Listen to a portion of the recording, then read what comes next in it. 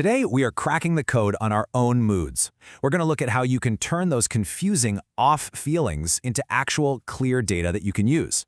Let's dive in. You know the feeling, right? It's like this emotional static that you just can't tune out. You feel irritable or anxious or maybe just flat, and you have no idea why. We've all been there, and honestly, it's just so frustrating. Yeah, it really can feel like a total black box. We know what goes in, stress, life, all of it, and we definitely know what comes out, our moods. But that whole process in the middle, it often feels like a complete mystery, leaving us just guessing why we feel the way we do. But what if I told you that you could actually find the physical footprints of your mental state? It turns out that little piece of tech that so many of us already wear every single day is starting to give us some incredible answers, connecting our bodies to our moods in ways we just never could before. Okay, so to really crack this mystery, we have to start with the single most important piece of the puzzle for our emotional stability: sleep. And this isn't a one-way street, it's a constant feedback loop. Your emotions mess with your sleep, and crucially, your sleep dramatically messes with your emotions. And look, this isn't just about feeling a little tired or grumpy. We're talking about a major, measurable change in your brain's actual hardware.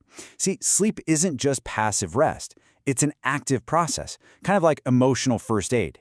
And if you don't get it, your brain's emotional thermostat just completely breaks. And check this out. We have a hard number on this.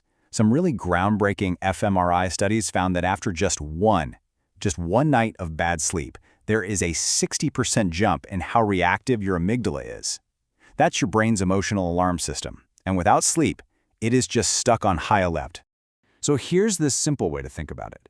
Imagine your brain is a car. The amygdala, that's your emotional gas pedal.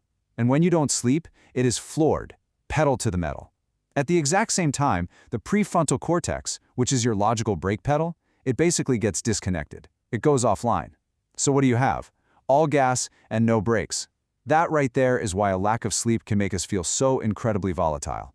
Okay, so we know sleep loss physically changes the brain. But how in the world can we see that happening? Well, for the very first time, we have tech that lets us track these changes in real time.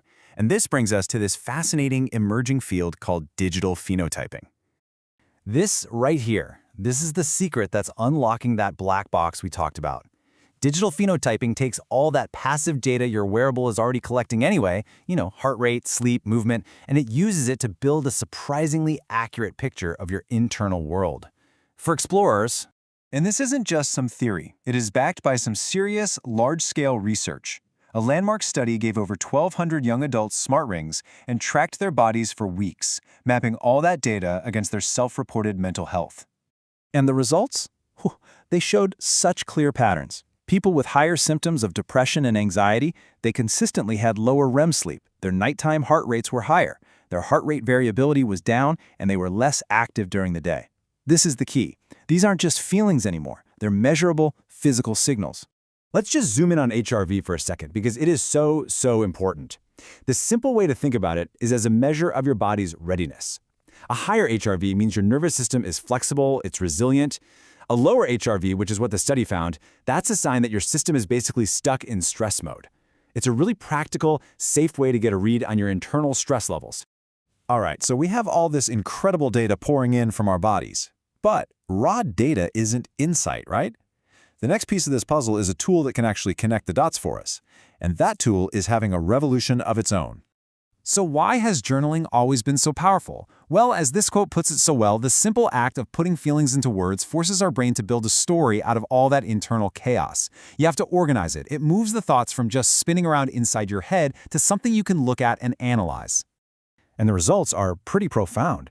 Clinical studies have shown that a consistent journaling habit can reduce depression scores by an average of 30%. That's huge.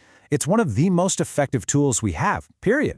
And now AI is basically putting this entire process on steroids. Here's the simple 3-step framework. First, you log your thoughts, often just by talking into your phone. Second, the AI analyzes the language to figure out your mood. And then, and this is the magic step, it connects your subjective journal entry to your objective wearable data from that exact same day. And this allows the AI to spot these hidden patterns that you would almost certainly miss on your own. It can tell you things like, Hey, did you notice that every time you mention work anxiety, it's after a night with really low REM sleep? Or your HRV consistently drops the day after that stressful weekly meeting? All of a sudden, your data becomes personalized, actionable advice. So, what happens when you put these two things together? When you combine the objective data from your body with the subjective context from your mind, well, you get a completely new, incredibly powerful toolkit for self-awareness. Now, it's really important to see these as tools that work together, not ones that compete. AI journaling is perfect for those quick daily check-ins to spot the objective what. But that old-school manual journaling, it's still absolutely vital for the deep, creative reflection, for exploring the subjective why. This, right here, is the core of the whole shift in perspective. Instead of being confused by your moods, your wearable becomes a kind of physiological mirror. You can just look at your data and literally see the physical story behind your feelings. It transforms that confusion into real clarity. Honestly, people who get this feel like they've unlocked a superpower. And a long-term strategic benefit here is massive. This isn't just about passively tracking how you feel. By understanding your own personal triggers, what tanks your sleep, your HRV, your mood, you stop being reactive and you start being proactive. You actually gain the ability to manage your state and build genuine resilience over time. And it doesn't even stop there. The next frontier for all this tech is prediction. Seriously. Researchers are already building models that can use these data streams to predict the start of a depressive episode days in advance, giving you a window to do something about it before it even takes hold. So I'll leave you with this question. If you had a 24-hour heads up that your resilience was running low and a bad mood was on the horizon, what would you do differently? Would you change your schedule, your diet, who you talk to? The possibilities are just truly transformative. Look, if this was helpful for you, think about sharing it. For so many people, their own emotional world is still a complete black box. You might be handing them the exact key they need to finally unlock what's going on inside. Thanks for tuning in. If this touched your heart, please subscribe, like, and share it with your family.